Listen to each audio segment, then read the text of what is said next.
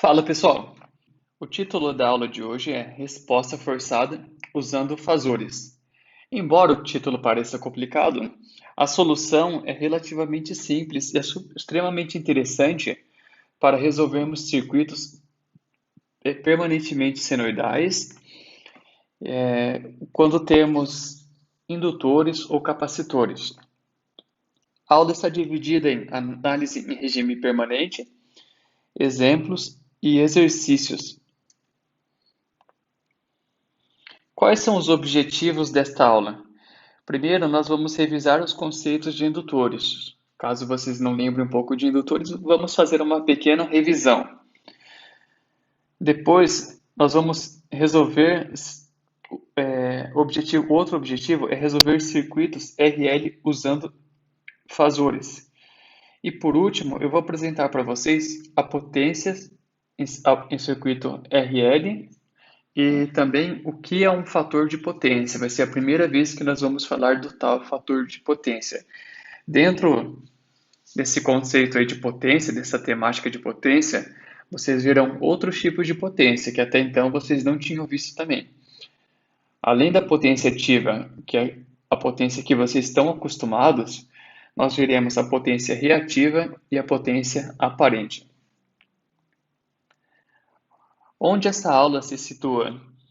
Dentro dessa linha que a gente tem desenvolvido ao longo das últimas semanas, ao longo das últimas aulas, que é buscar ferramentas para nos auxiliar a resolvermos circuitos com indutores e capacitores em regime permanente senoidal, nós vimos a resposta forçada pela função senoidal, quando a gente troca uma fonte por uma função senoidal, a resposta forçada pela função complexa, quando a gente troca a fonte por uma função complexa, e agora a gente vai fazer a resposta forçada por fasor, usando fasores, que é a gente achar a reatância indutiva e reatância capacitiva dos indutores e capacitores do circuito. Como eu acho extremamente importante esse conteúdo, nós faremos bastante exercícios, vamos nos aprofundar em alguns conceitos, por isso eu achei prudente a gente dividir essa aula em três também. Então, dentro de fasor, nós vamos primeiro estudar o fasor aplicados em circuitos RL, ou seja, circuitos com resistores e indutores. Depois, nós vamos estudar o fasor aplicado em circuito RC, ou seja, circuitos com resistor e capacitor. E por último, nós vamos aplicar o fasor em circuito RLC, ou seja, circuitos com resistores, indutores e capacitores. Revisão de indutor. Eu não vou me aprofundar muito, porque provavelmente vocês lembram dos principais conceitos do indutor. Só vou abordar um conceito que é importante para essa aula. Quando a gente coloca uma fonte de corrente contínua em série com o indutor, e a gente tem uma chave de abre e fecha, inicialmente a chave está aberta. Então não está passando corrente no circuito. No momento T0, quando a gente fecha a chave, a gente vai perceber um fenômeno. Primeiro, o indutor ele tem uma resposta de tensão que se opõe à variação da corrente. Se vocês se lembrarem, a tensão ao longo do tempo é L vezes dI sobre dt. Essa equação é extremamente importante para a gente compreender o indutor. Então, no momento inicial, o que a gente tem?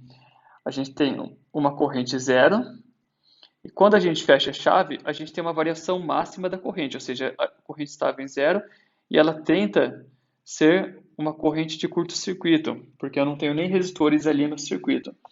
Então, é o momento onde eu tenho a máxima corrente no menor tempo possível. Se eu fizer dividir essa alta variação da corrente por um pequeno intervalo de tempo, a tensão vai ser alta.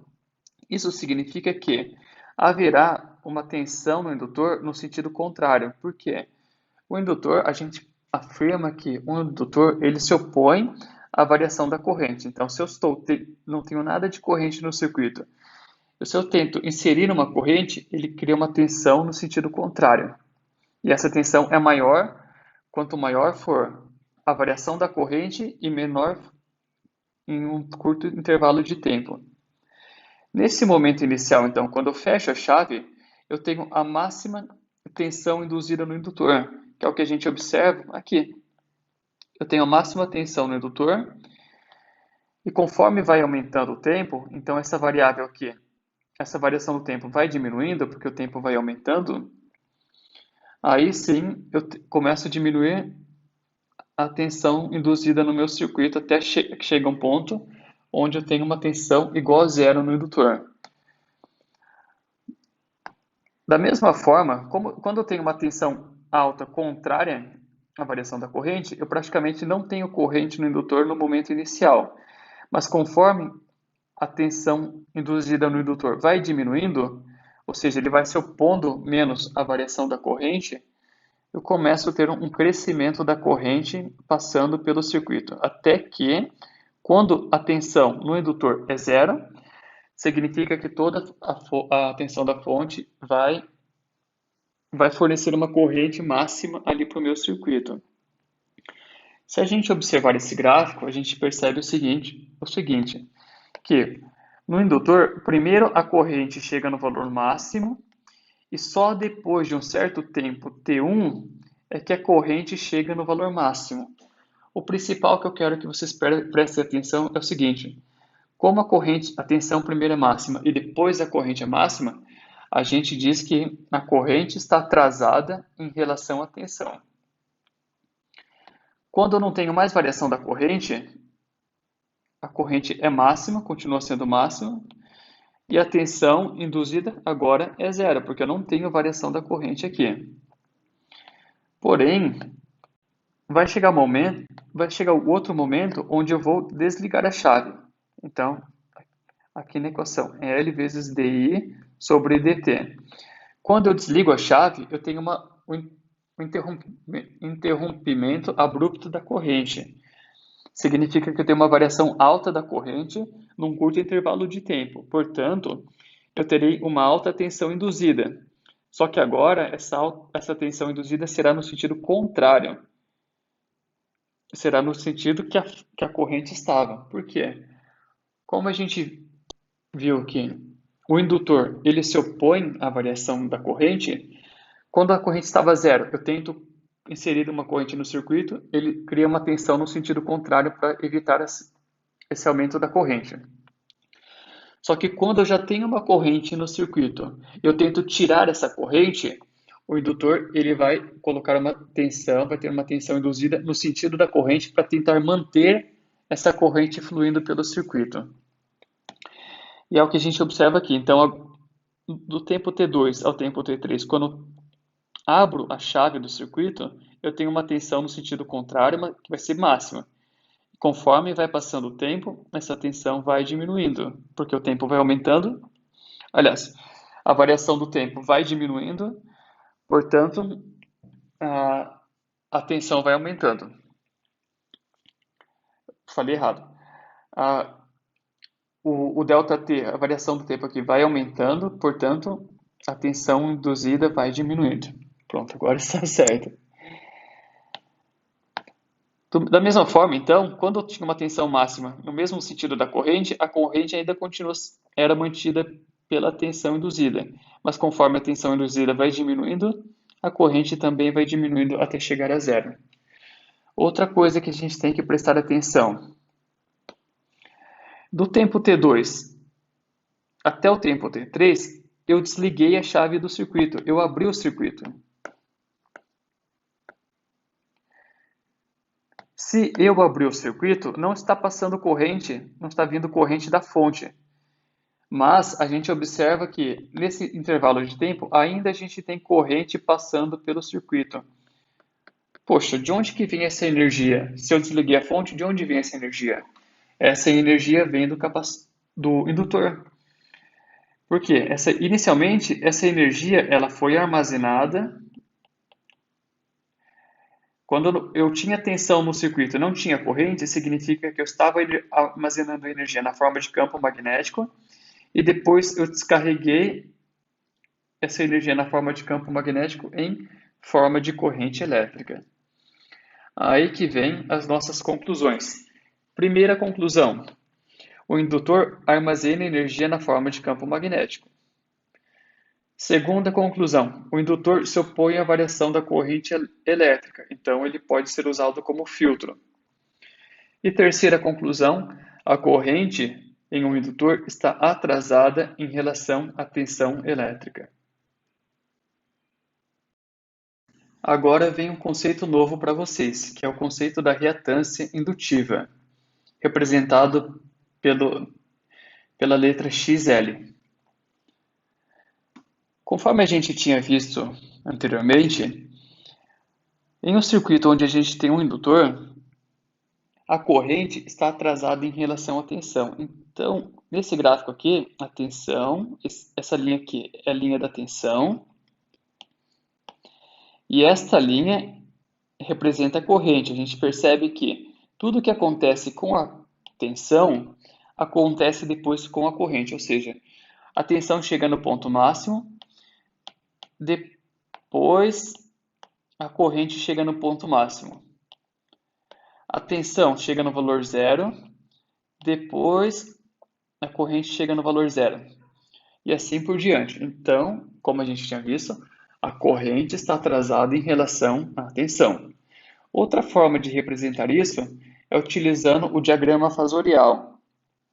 Se a tensão começa com um ângulo 0 graus do sinal senoidal, a corrente vai estar atrasada 90 graus em relação à tensão. É exatamente 90 graus esse atraso aqui. A corrente está atrasada 90 graus em relação à tensão. Se eu quiser representar através da função matemática, como ficaria? A tensão que varia ao longo do tempo é a tensão de pico vezes seno de 2π vezes a frequência. Isso aqui é velocidade angular vezes o tempo, porque varia com o tempo. E não tenho fase, porque o ângulo, a fase inicial é zero. E qual seria a expressão matemática da corrente? A corrente que varia ao longo do tempo é a corrente de pico seno. Mantém aqui a velocidade angular, isso nunca vai mudar, menos 90 graus, ou seja, a corrente está atrasada 90 graus em relação à tensão. Posso representar apenas dessa forma aqui. Olha que interessante, por que eu posso representar dessa forma? O que vai mudar no meu circuito? A forma correta de expressar tudo isso, a forma ideal, é a seguinte. É a expressão matemática, essa é a forma correta. Mas alguns elementos, eles podem ser omitidos para facilitar na hora das contas. Porque se é uma função senoidal, como a gente já viu nos capítulos anteriores, por exemplo, a resposta forçada pela função senoidal, ou resposta forçada pela função complexa, se a fonte é uma função senoidal, a corrente também vai ter uma função senoidal. Então, isso aqui ele é desnecessário na hora de fazer as contas. Outra coisa que é desnecessário, colocar a velocidade angular. Por quê? Porque se a velocidade angular for x da tensão, a velocidade angular da corrente também será x. Por exemplo, se eu tenho ali uma tensão na rede com uma frequência de 60 Hz, eu vou conectar um aparelho, esse aparelho funciona em regime de corrente alternada, a corrente desse aparelho será de 60 Hz também. Significa que todo isso aqui também é dispensável na hora de fazer conta. O que vai sobrar? O que vai variar? O valor de pico e a fase.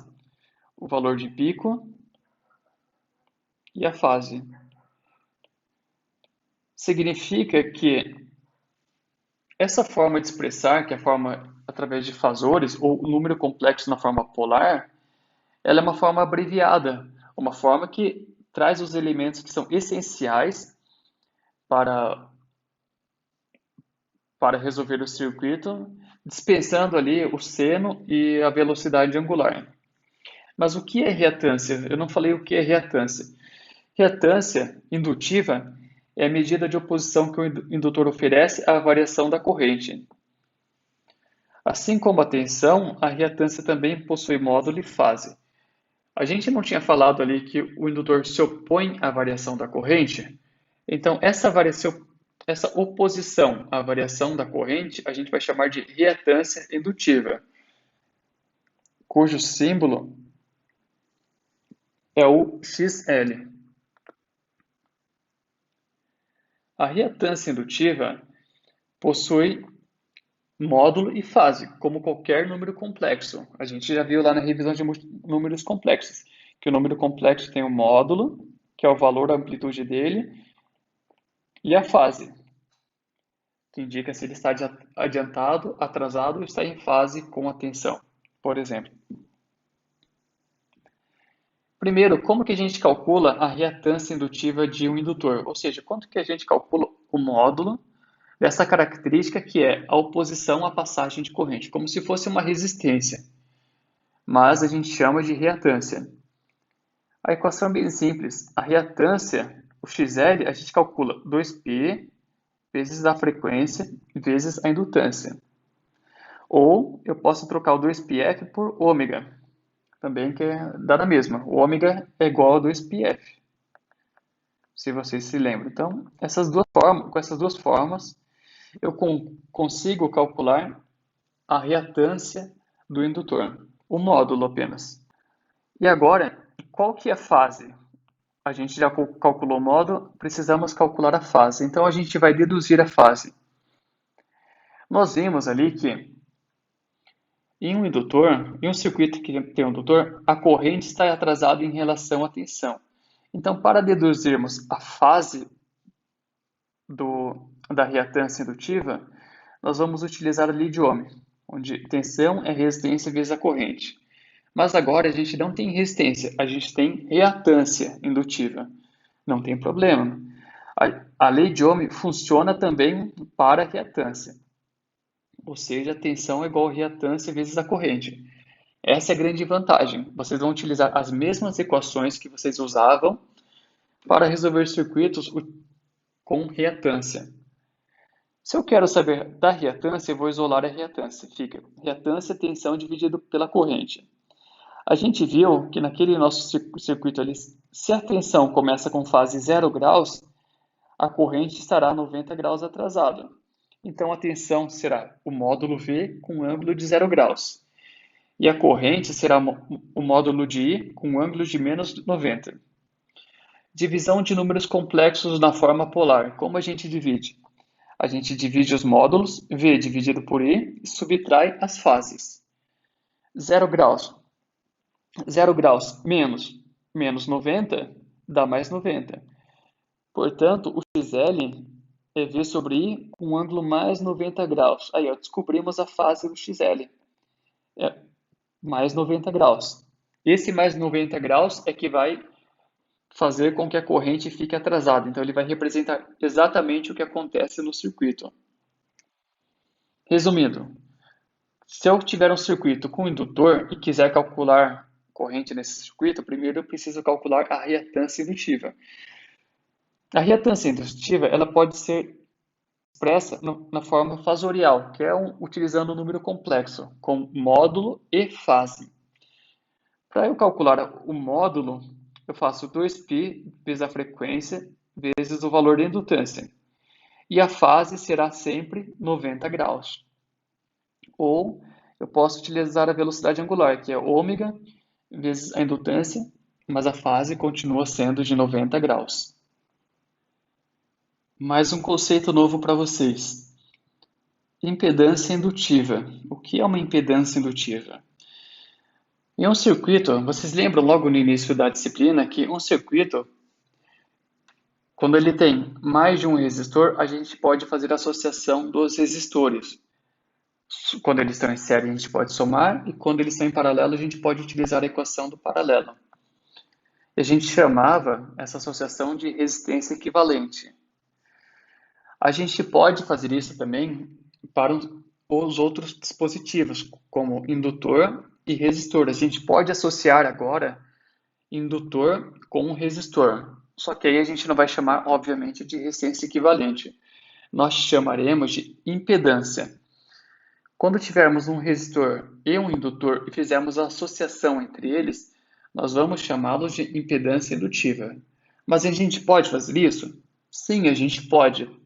Tanto é verdade que a reatância indutiva, a unidade é ohm, e a resistência também é ohm.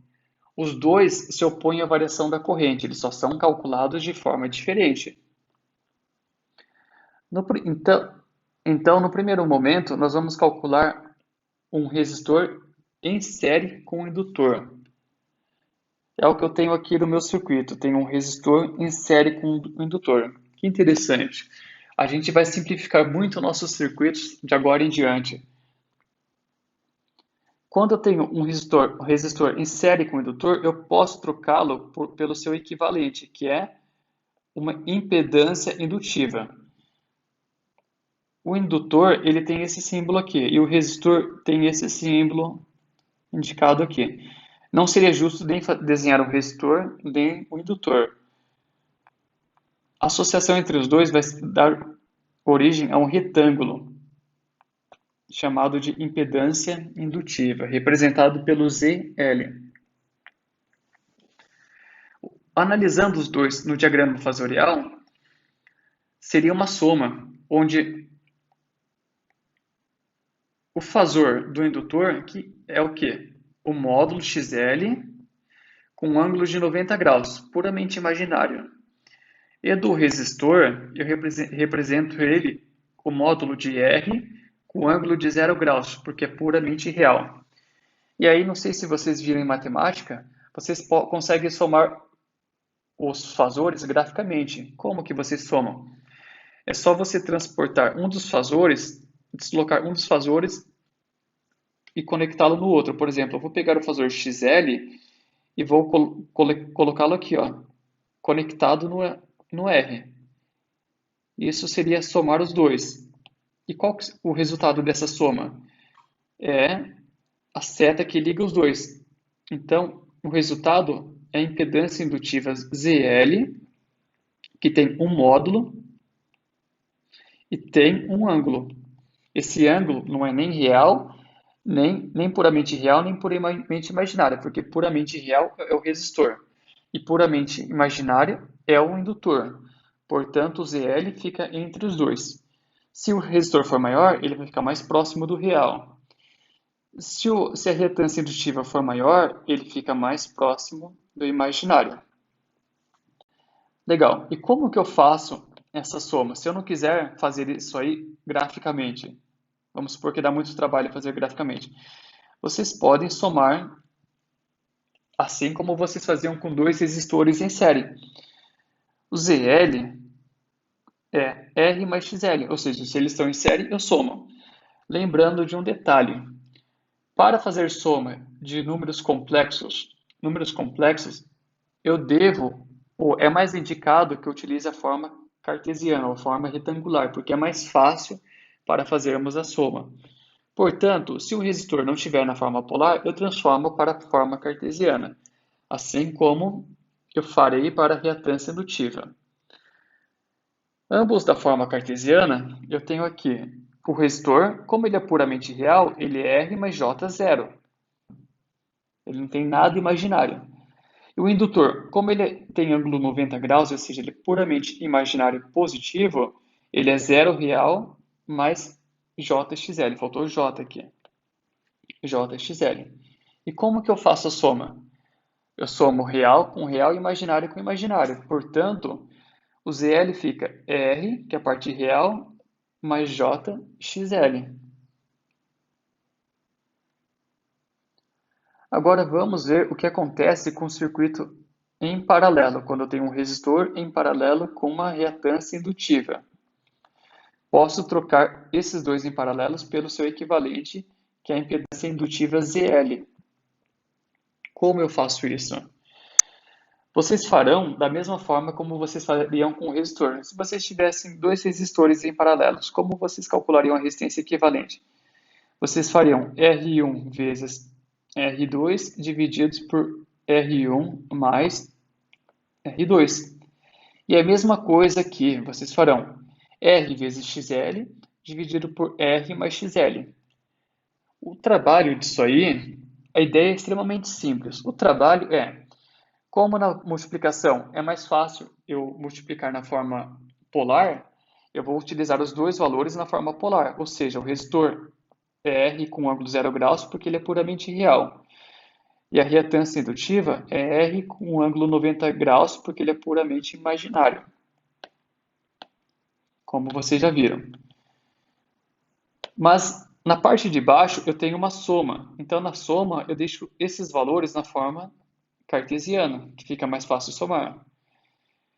Feito isso, eu vou multiplicar a parte de cima, eu multiplico os módulos R vezes XL e somo as fases, 0 mais 90 graus.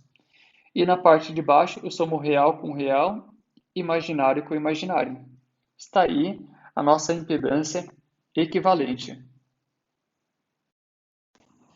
Vamos estudar alguns casos relacionados à reatância indutiva, embora a gente já tenha visto isso quando falamos de indutor.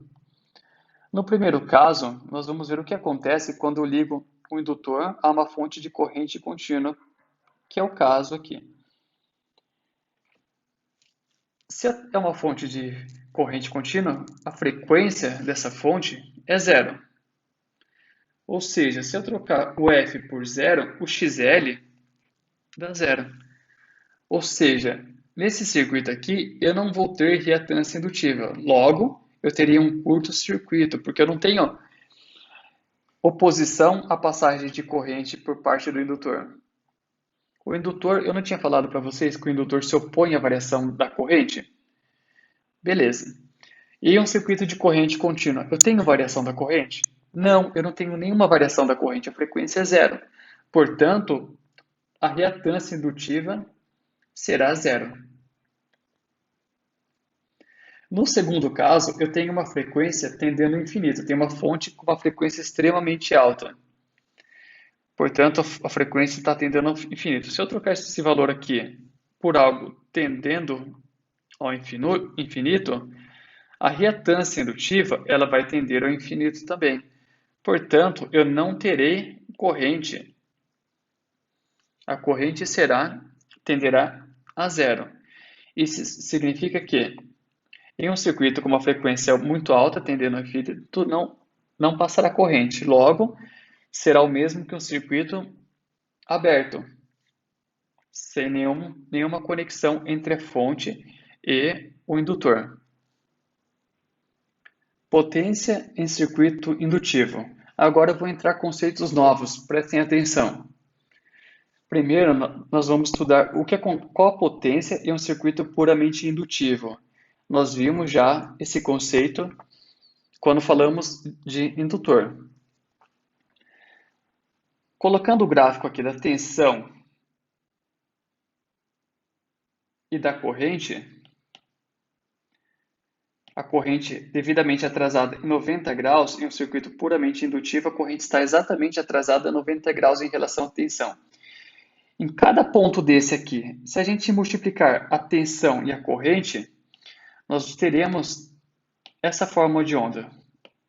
Teremos essa forma de onda aqui, ó. Multiplicando em cada ponto a tensão e a corrente atrasada em 90 graus. Isso significa que, em um dado momento, o meu circuito está recebendo potência, ou seja, eu tenho potência positiva, e no outro momento eu tenho potência negativa. O que é potência negativa? Potência negativa é quando eu estou devolvendo a potência que eu tinha recebido no semiciclo positivo. Então aqui eu recebo a potência da distribuidora e aqui eu devolvo a potência para a distribuidora. Recebo a potência e devolvo a potência. A gente vai ver que isso é prejudicial. Conclusões. Em um circuito puramente indutivo, sem resistência, Não há dissipação de energia, a potência média é zero. Exatamente, se eu tirar a média disso aí vai ser zero. Eu recebo e devolvo, recebo e devolvo. Eu não estou consumindo porque não tem resistência. Quando a potência é positiva, ou seja, no semiciclo positivo, o indutor está recebendo a energia e está armazenando na forma de campo magnético.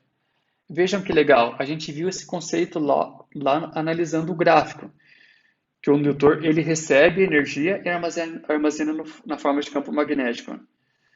E quando a potência é negativa, o indutor está devolvendo a energia armazenada ao circuito. Lembra que a gente viu também que o indutor armazena energia e depois ele devolve energia? Então, no semiciclo negativo, ele está devolvendo energia.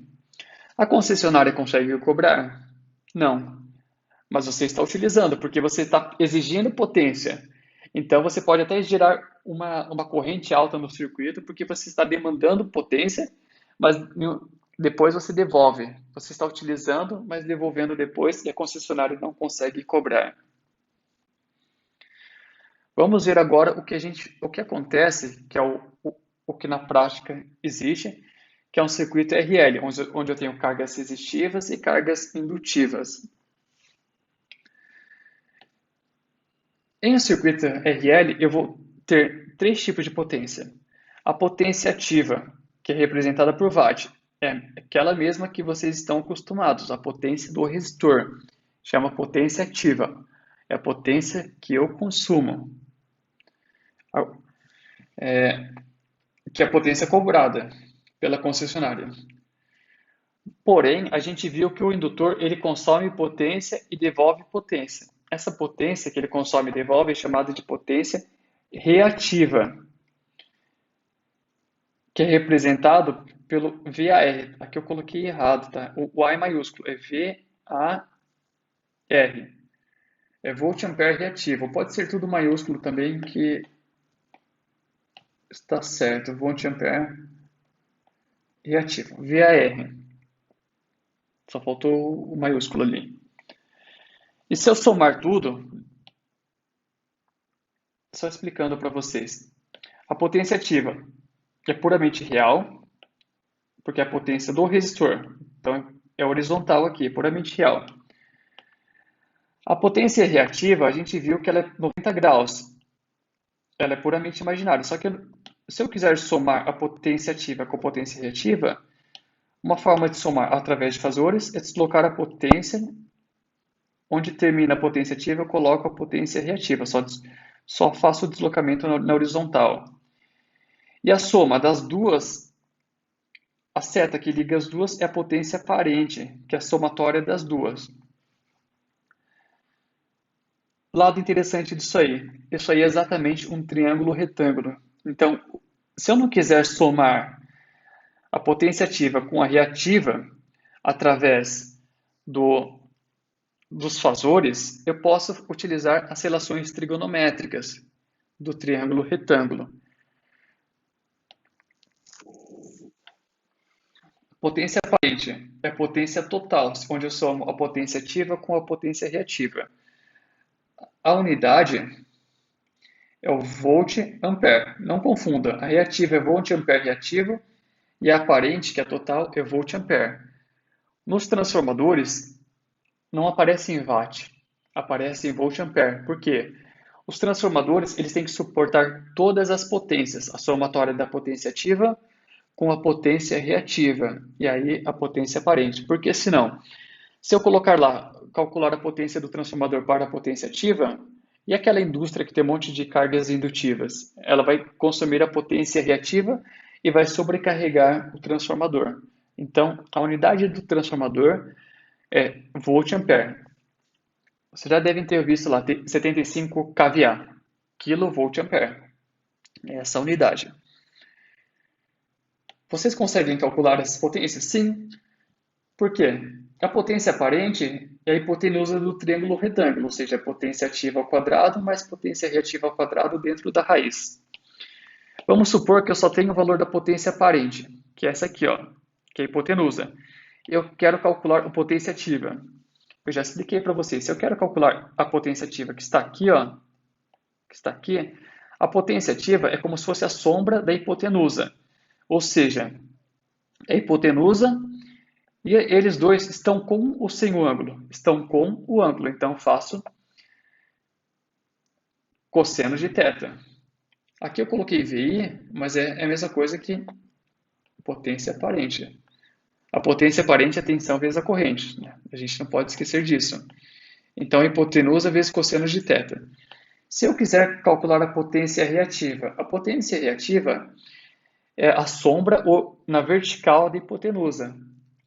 Então, a potência reativa e a potência aparente estão com ou sem o ângulo? Estão sem, porque o ângulo está do outro lado. Portanto, a gente utiliza o seno de θ. É a hipotenusa vezes seno de θ. O que é esse θ? Θ é o quanto a corrente está atrasada em relação à tensão. Então quer dizer que quanto menos a corrente atrasada em relação à tensão, menor o θ? Sim, quanto menos atrasado em relação à tensão, menor o θ. Significa então que o circuito onde eu tenho pouco indutor, a potência indutiva vai ser baixa, logo, portanto, o θ, a potência aparente vai estar aqui, e com isso o θ vai ser menor. Sim, a defasagem da corrente em relação ao circuito com pouco indutor vai ser menor. Logo, eu tenho menos potência reativa e a hipotenusa ela fica mais próximo da potência real, da potência ativa. Fator de potência, mais um conceito novo aí para vocês. O fator de potência é a relação entre a potência ativa, a potência reativa e a potência aparente. O correto mesmo é chamar o fator de potência como a relação entre a potência ativa e a potência aparente, que é exatamente isso. Eu obtenho o fator de potência dividindo a potência ativa pela potência aparente. Ou, outra forma de obter isso é fazendo cosseno da defasagem da corrente em relação à tensão. Dessas duas formas, eu vou obter um valor sem, não tem unidade, é só um valor puro. Onde eu utilizo o fator de potência? Lembra que eu falei que a concessionária não consegue cobrar aquela potência que eu devolvo? Então, eles utilizam essa métrica fator de potência para saber quanto que uma indústria está usando a energia e devolvendo depois. Quanto menor o fator de potência, significa que ela está devolvendo mais energia em relação à potência aparente. Com isso, quanto menor, mais prejudicial é para a concessionária. Vamos colocar de outra forma. Para a concessionária, é mais interessante que eu tenha dentro da potência consumida total pela indústria, que é a potência aparente, é interessante que a potência ativa seja mais próxima possível, seja mais alta possível. Quanto mais a potência ativa for próxima da potência aparente, melhor. Significa que do que a concessionária está cobrando é muito próximo do que a indústria está utilizando, ou seja, ela está devolvendo pouco. Isso significa que para a concessionária, quanto maior o fator de potência, quanto mais próximo ele for de 1, melhor.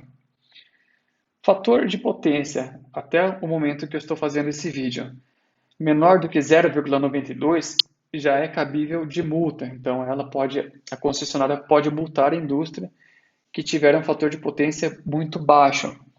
E aí que existe a necessidade de fazer a correção do fator de potência colocando capacitores, banco de capacitores. Vamos estudar alguns casos. Vamos supor que eu tenho uma indústria que não tem motor, não tem nenhuma carga indutiva. Significa que ela só tem potência ativa, não tem potência reativa. Naquele triângulo que a gente viu aqui, que aqui ficava a potência reativa, na verdade a potência reativa aqui, eu desloco ela para lá. Naquele triângulo, a hipotenusa ficava aqui, que é a potência aparente. Eu não tenho potência reativa, não tenho nada. Portanto, a potência aparente é igual, do mesmo tamanho que a potência ativa. Significa que tudo que a indústria está demandando está sendo cobrado. Ela está usando, não está devolvendo nada, está sendo cobrado. Logo, o fator de potência vai ser igual a 1, porque o fator de potência é a potência ativa dividido pela potência aparente. Se a potência ativa é igual à potência aparente, eu vou dividir um número por ele mesmo, o resultado dá 1. Significa que a carga aproveita toda a energia fornecida pelo gerador e dissipa a potência pelo efeito Joule, o efeito do aquecimento, que é o efeito, a, a energia dissipada na forma de calor. Esse é o caso 1. Vamos ver o caso 2. Vamos supor que eu tenho numa indústria só indutores, só motores, e esses motores eles não têm resistência interna, né? Então os enrolamentos são perfeitos, tudo perfeito. Qual que é o problema aí? Significa que eu não tenho potência ativa no meu circuito. Isso aqui eu não tenho. Portanto, a potência reativa é igual à potência aparente. Nesse caso, o fator de potência vai ser igual a zero. Significa que a carga não dissipa potência, mas troca apenas energia com o gerador. Ela armazena energia na forma de campo magnético e devolve energia na forma de energia elétrica. Então, ela recebe energia, armazena e depois devolve. E aí, ela demanda energia, ela utiliza a potência do transformador, ela tem corrente passando nos cabos, porque a indústria está demandando, mas ela devolve e não utiliza nada. Vejam como é prejudicial. Esse é o caso 2. E o caso real, que é o comum, quando a gente tem potência ativa, potência reativa e potência aparente. Significa que o fator de potência ele vai ficar entre 0 e 1. Somente a potência ativa dissipa potência por efeito Joule. A reativa ele devolve. Vamos fazer um exemplo. Dado o circuito a seguir, pede-se a impedância complexa. Lembre-se, a impedância complexa é a mesma coisa que a resistência equivalente, mas agora a gente tem um resistor em série com indutor. O valor da indutância, a expressão matemática da corrente em função do tempo e na forma polar, a queda de tensão no resistor e no indutor e o diagrama fasorial do circuito. Aqui, pessoal, já foi dado a reatância indutiva, vocês não precisam calcular. Mas se no lugar da reatância indutiva fosse dado o valor da indutância em Henry, o que vocês fariam? Vocês calculariam a reatância indutiva, que é 2 vezes π, vezes a frequência, que é 60 Hz, vezes o valor da indutância, que é um valor que seria dado com um ângulo de 90 graus. Aqui já foi dado a reatância indutiva, que é 40, com um ângulo de 90 graus. Ah, mas não aparece 90 graus, mas é 90 graus. Sempre será 90 graus. Perfeito. Item A, vamos calcular a impedância complexa. A impedância complexa é a mesma coisa que a resistência equivalente. Então vamos lá. Calculando. De forma prática, eu já gosto de colocar os valores na forma polar e na forma cartesiana, porque eu sei que eu vou utilizar as duas formas. Então, o resistor ele tem valor de 20 ohms. A forma cartesiana desse resistor é 20 mais J0, como vocês já sabem. A forma polar dele, como ele é puramente real, é 20 com um ângulo de 0 graus. E a reatância indutiva é 0 real mais J40 imaginário. E a forma polar é 40 com um ângulo de 90 graus. Quero calcular a impedância equivalente entre eles, que é o ZL. Como eles estão em série, eu vou somar. Se eu vou somar, eu vou utilizar o resistor e a reatância indutiva na forma cartesiana. O resistor é 20 com ângulo J0 e a reatância indutiva 0 mais J40. Eu somo real com real, imaginário com imaginário. Portanto, o ZL é 20 mais J40. Está aqui, ó. É simples desse jeito.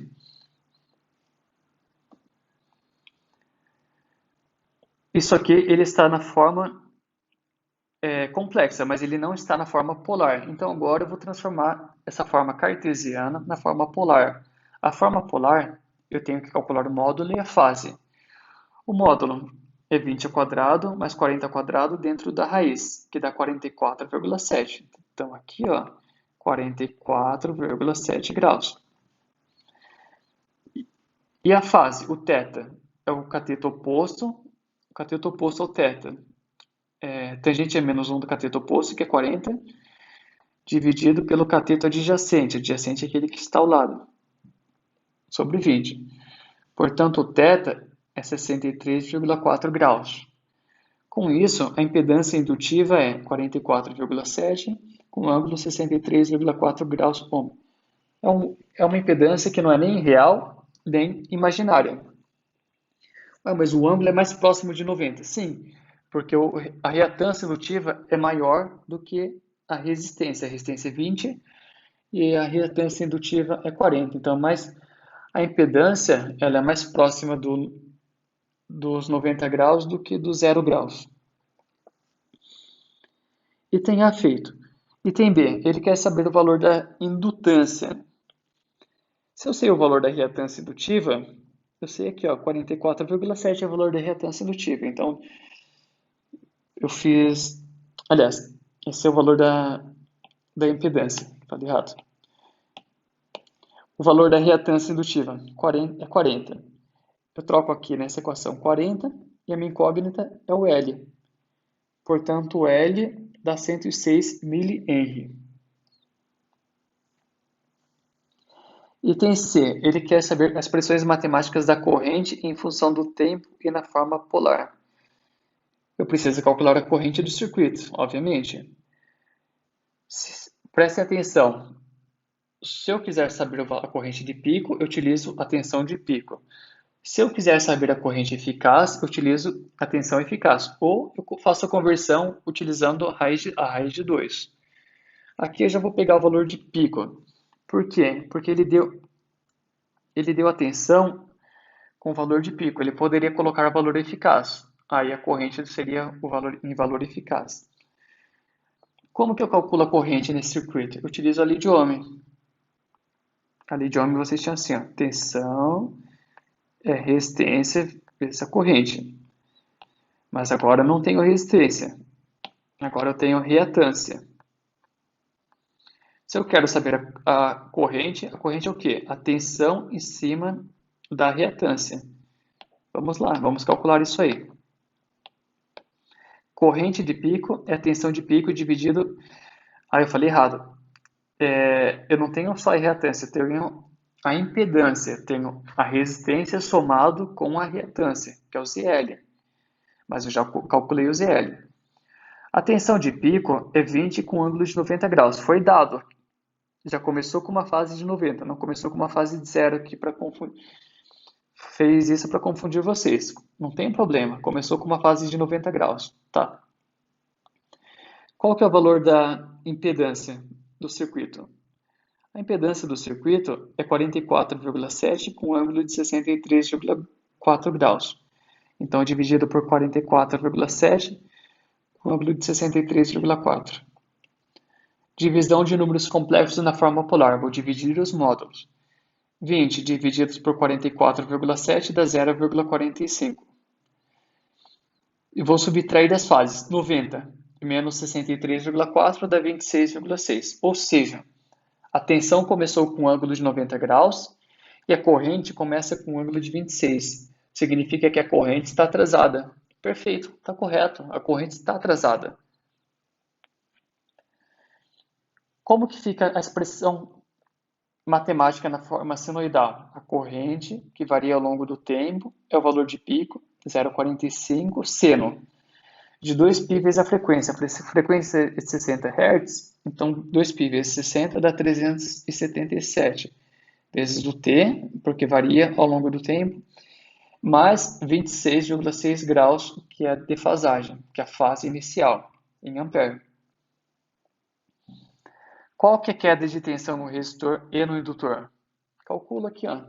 Eu tenho o valor da corrente? Tenho. A corrente 0,45 com ângulo, de 26,6 graus ampere. Quando essa corrente passa pelo resistor, vai ter uma queda de tensão VR. Quando essa corrente passa pelo indutor, vai ter uma queda de tensão VL. Como que eu calculo? Utilizando a lei de Ohm. A tensão do resistor é a resistência vezes a corrente. Como se trata de multiplicação, eu vou utilizar tudo na forma polar. A corrente, 20 com ângulo 0 graus. A gente tinha definido logo no começo. Ó. 20 com ângulo 0 graus. E a corrente, 0,45 com ângulo de 26,6. Portanto, multiplicação de números na forma polar, eu multiplico os módulos. 20 vezes 0,45 dá 9. E somo as fases. 0 mais 26,5 dá 26,5 graus volt. Essa é a queda de tensão no resistor. Poderia montar essa função? Claro que posso. Poderia colocar tensão no resistor ao longo do tempo, é o valor de pico vezes seno de 377T mais 26,5 graus em volt. Poderia colocar a resposta completa, sim. E qual que é a queda de tensão no indutor? É a reatância indutiva, que é 40 com ângulo de 90 graus, vezes a corrente que passa no indutor. Como eles estão em série, o resistor e o indutor estão em série, a corrente é a mesma. Multiplicação de números complexos na forma polar, eu multiplico os módulos, 40 vezes 0,45 dá 18. E somo as fases. 90 graus mais 26,6 dá 116,6 graus. Vocês podem me perguntar, poxa, professor, cadê a lei de Kirchhoff para a tensão? Se eu somar 18 com 9, não dá 20, dá mais do que 20. É verdade. Mas você não vai somar os dois valores de picos, porque eles estão em defasagem. Um deles, a tensão no resistor, começa, vamos supor, começa aqui. Essa aqui é a tensão no resistor. E o valor de pico é 9. E a corrente começa com 116, deve ser aqui embaixo, então. E o valor de pico está fora de escala, mas é aqui. Em nenhum momento eu vou somar os dois valores de picos, porque se eu pegar aqui e aqui, tem que dar 20 volts. Se eu pegar aqui e aqui, tem que dar 20 volts. Então, eu vou somar em um dado tempo a posição de cada uma das quedas de tensões. Em cada momento vai ter que dar 20 volts se eu somar as duas. Mas eu não posso pegar as duas com valor de pico máximo. Por quê? Porque elas não, em nenhum momento, elas estão com os valores de pico alinhado. Em nenhum momento eu tenho isso aqui, ó, tensão e corrente alinhado. Ficou claro? Elas têm defasagens. E qual que é o diagrama fasorial? O diagrama fasorial, toda vez que for pedido, é só para explicar como que está o circuito. O circuito está o seguinte. A tensão, ela começa com 20 graus, com uma fase de 90 graus. E a corrente, claro que eu não coloquei em escala, porque senão a corrente nem ia aparecer aqui no gráfico, né? Então eu coloco ali um tamanho menor, mas que dê para enxergar. A corrente tem um valor de pico 0,45 e começa com um ângulo de 26,6 graus. Esse é o diagrama fasorial. Resumindo, dentro desse conceito que a gente está de obter novas ferramentas para resolver circuitos permanentes senoidais, a gente agora está estudando o uso do fasor. Transformar a indutância em uma reatância indutiva na forma de fasor. E o que é essa reatância indutiva? É a oposição do indutor à variação da corrente. Bom, eu já ouvi esse termo, oposição à variação da corrente, é muito próximo daquilo que a gente falava com o resistor, que é a oposição à passagem da corrente. E de fato, os dois têm o símbolo ohm, porque eles são oposições à corrente. Então, a gente pode considerar o indutor quase que um resistor, mas uma reatância indutiva é o termo correto. Como que a gente calcula essa reatância indutiva? Essa reatância indutiva a gente calcula como 2π vezes F vezes L com um ângulo sempre de 90 graus. Isso na forma polar. Na forma retangular é 0 real mais J 2π vezes F vezes L. Eu posso fazer também a associação do indutor da reatância indutiva com um resistor, porque se eles têm a mesma unidade, eu posso associá-los. Se eles estiverem em série, eu faço a mesma coisa como se fosse dois resistores em série. Coloco ambos na forma cartesiana e somo. E se eles estiverem em paralelo, eu faço o produto entre eles dividido pela soma deles. R vezes XL dividido por R mais XL. Essa é a grande vantagem. Vocês já estão acostumados a fazer essa associação, então vocês vão praticamente resolver os circuitos com essa ferramenta da mesma forma como vocês resolviam com os circuitos contendo apenas resistores.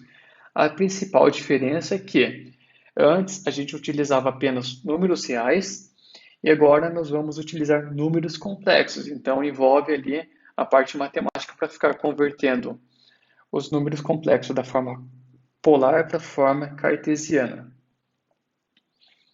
Vimos também que agora temos outros tipos de potência. Além da potência ativa, que é dada em watt, que vocês já estavam acostumados, nós temos a potência reativa, que é aquela potência consumida e devolvida, então ela não é consumida, ela é armazenada na forma de campo magnético e devolvida, chamada de potência reativa. A unidade é volt-ampere reativo. E a somatória da potência ativa com a potência reativa da potência aparente, cuja unidade é volt-ampere. A gente consegue calcular cada uma dessas potências através das relações trigonométricas do triângulo retângulo. Ou também, eu esqueci de falar para vocês, a potência aparente, ela é a tensão total vezes a corrente total.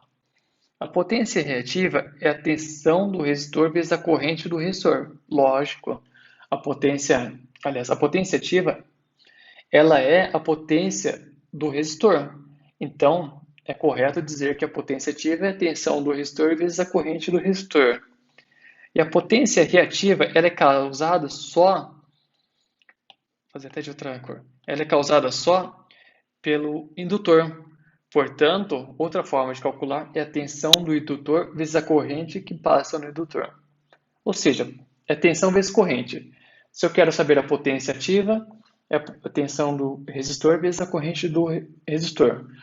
A potência reativa é a tensão do indutor vezes a corrente que passa no indutor. E a potência aparente é a total, a tensão total do circuito vezes a corrente total do circuito. São essas as formas, calculando assim através das relações trigonométricas. E o fator de potência? O fator de potência é a relação entre a potência ativa dividida pela potência aparente. Outra forma de calcular isso é fazendo o cosseno de θ. Nesse caso, o que é o θ? Não é só pegar o ângulo da corrente, não. É fazer a defasagem entre a tensão e a corrente, ou seja, o quanto a corrente está atrasada em relação à tensão. Por que eu falo isso? Porque às vezes você pega lá a corrente, tem um valor 10 com um ângulo de 60 graus. Você não pode cair no erro de achar que os 60 graus é o θ, porque se a tensão começou com 100 com ângulo 10 graus, porque a corrente tem que estar atrasada.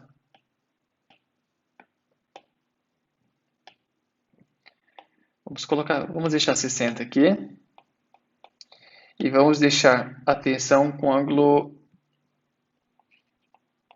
120 graus. O θ é o quanto a corrente está atrasada. E quanto que a corrente está atrasada? 60 graus. Então não caia no erro de achar que é o ângulo da corrente. Não. É o quanto a corrente está atrasada em relação à tensão. É isso aí, pessoal. A aula de hoje era só até aí. Espero que vocês tenham entendido. Obrigado pela atenção e até a próxima.